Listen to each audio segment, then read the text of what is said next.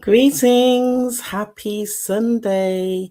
It's Vanessa-Mary, Wellbeing Healer, coming back with the second episode of Family Heritage. This is a weekly show that I'm going to be appearing on the live stream with, where it's a conversation that I'm having with you, the viewer, whether you're watching me live or you're watching the replay, where we're talking about family, business, leadership, well-being, and legacy. So each week, I'm going to be exploring stories, values, lessons, and experiences that basically shape us to who we are today. Now, I may be talking about life, I may be talking about business, but essentially it's personal reflections. I'll share stories from my own family, and hopefully we can have a conversation, particularly if you are watching the live stream. Please do leave me a comment, or if you've watched the replay, still leave a comment and I will check back in. So we're talking about how our, I can't say it, our heritage actually influences our decisions and the relationships that we have as we become older, and also the future that we're building for the next generation. So, as I said, this is episode 2, and it is talking about the lessons that we've learned.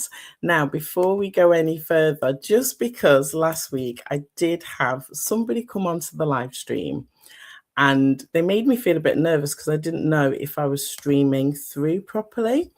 So I just want to check that. Okay. I can see something. Yeah, that's fine. All right. So it's appearing over on LinkedIn. I've just had a look. So yeah, today we're talking about the lessons that we are learning. And we'll begin. I'm just going to share just some reflections from my week. What's been sitting on my heart this week? Well, it has been my own mum. So I'm recording this on Sunday afternoon, but I must say that my day started with literally going over to my mum's house around 8:30, giving her a breakfast, doing her washing, just making sure that she was settled, giving her some reassurance, sitting with her. And then I did explain to her that I'd be doing some shopping later and doing some work at home and then going back this afternoon. So I'll tell you more about my mum as these conversations continue. But yeah, she's on my heart this week, particularly because she was in hospital for about 10 days. So when she's come out of hospital, it's been about getting her settled back home. And I do want to give thanks to my daughter. So I'm an only child for my mum, but I do have a grown-up daughter who is a registered nurse, and she's been brilliant with assisting me with looking after my mum. Now, it is Father's Day as I'm recording this, actually. So if you are a dad watching this or a granddad watching this, then I hope that you're having a wonderful Father's Day. Or maybe you didn't have biological children of your own and you've played more of an uncle role to your own family or to other people's children. I just want to acknowledge you. Or maybe you're a stepdad as well. So, however you're being celebrated today, I wanted to celebrate you as well.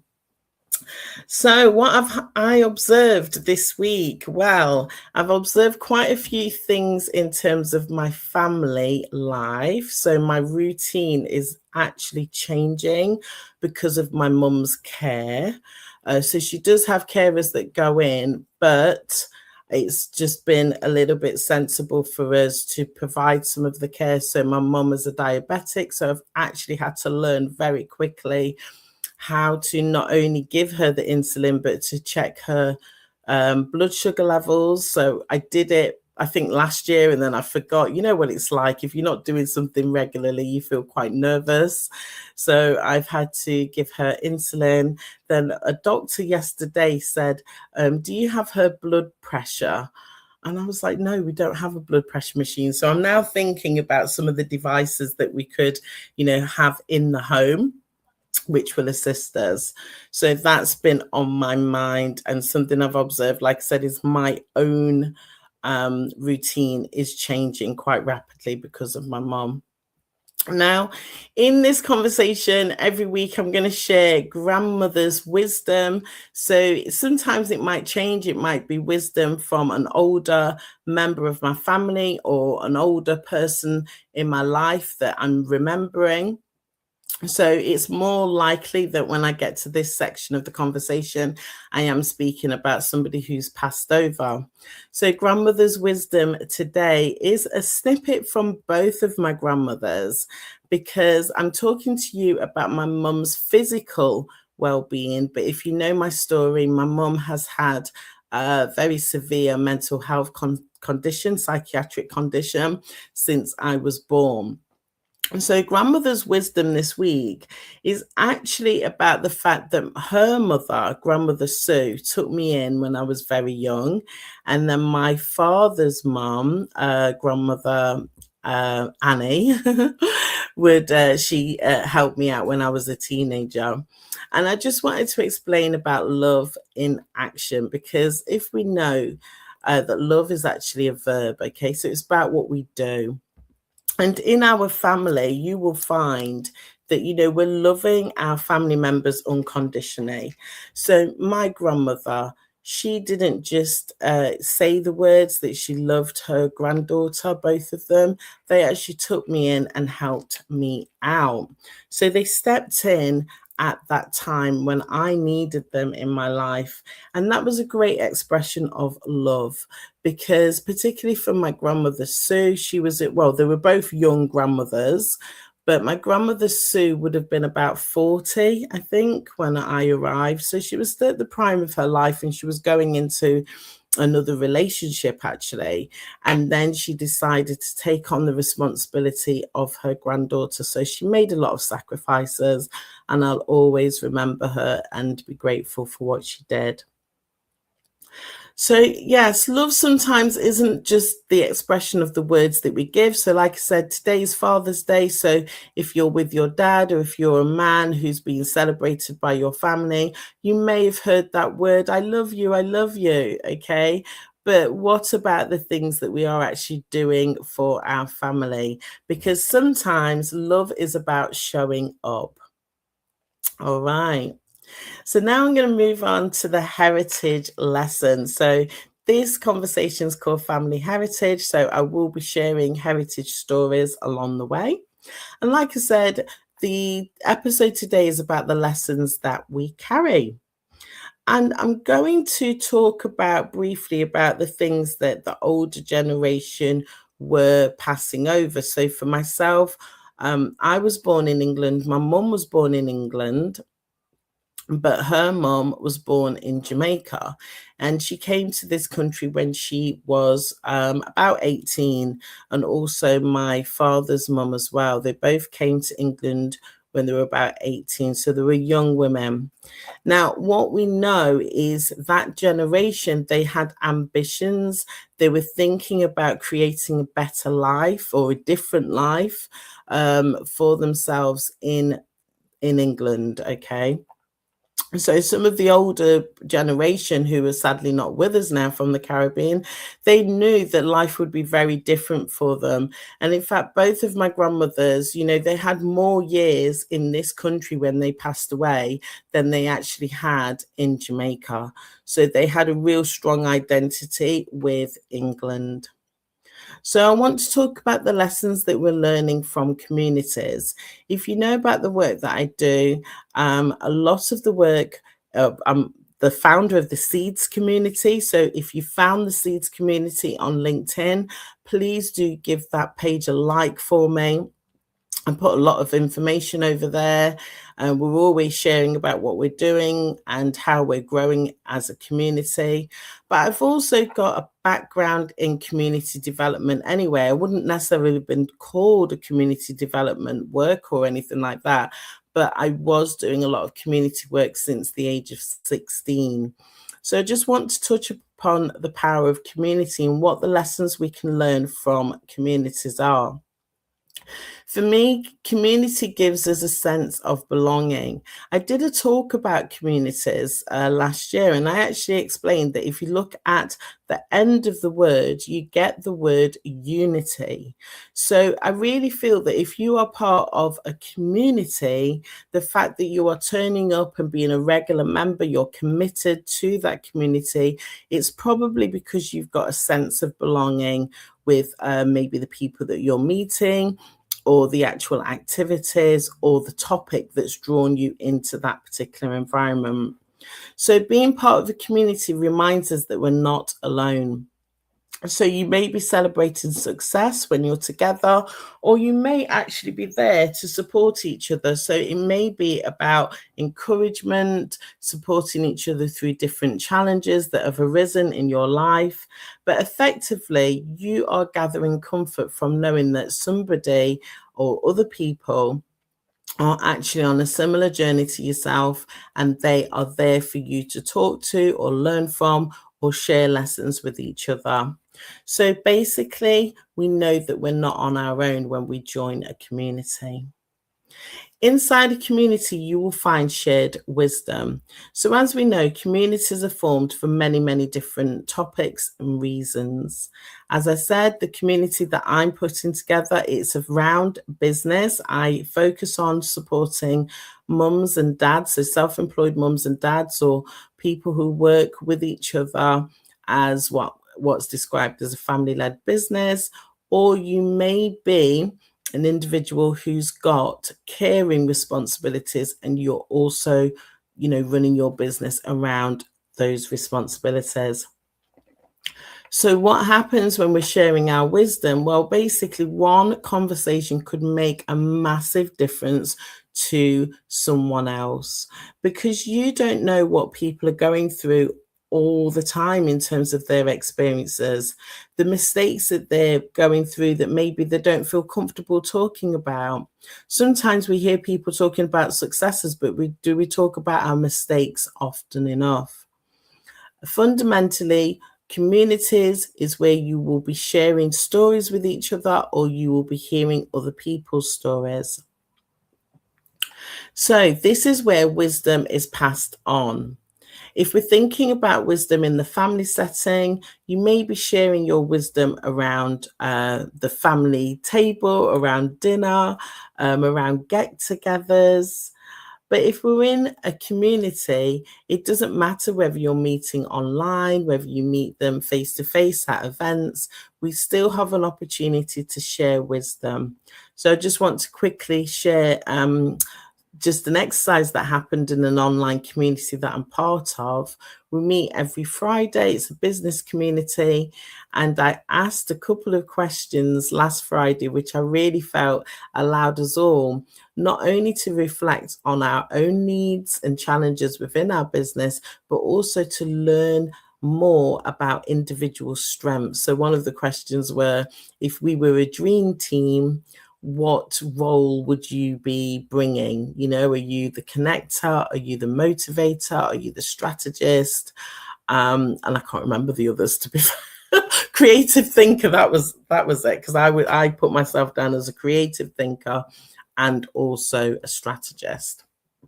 So basically, wisdom is passed throughout communities, but when we're thinking about our family, we pass the wisdom down generation to generation. So myself, I am a grandmother. I've got two beautiful granddaughters. So even though I'm a young grandmother, I'm also passing along my wisdom to my granddaughters. So let's talk about the family principle. You probably didn't get all of this when I started last week, but I'm working on a family principle. I'm not going to run through all of it today because I'm just conscious of the time, and I just want this recording to be quite short. But anyway, F was for foundation, so I touched on that a little bit last week, and A is for aspiration.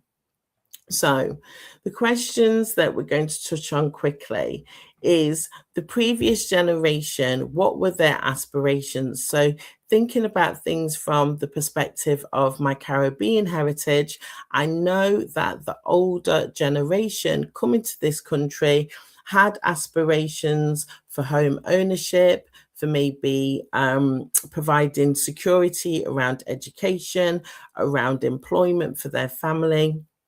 They were also looking at opportunities, and depending on when they came to the country, they were definitely part of supporting England or the United Kingdom to actually get going again after the war. So I don't think my grandmothers were a bit too young for that, but we do know that the Caribbean community was coming over for a long time here. So, what do I aspire to do? Well, within my own community, I have got a set number of members that I'm seeking to attract within the seeds community, and the number has been chosen for a reason. And I think I make people laugh when I talk about, like what my aspiration is around that, and the fact that every family has a seeds number. So that's quite cute.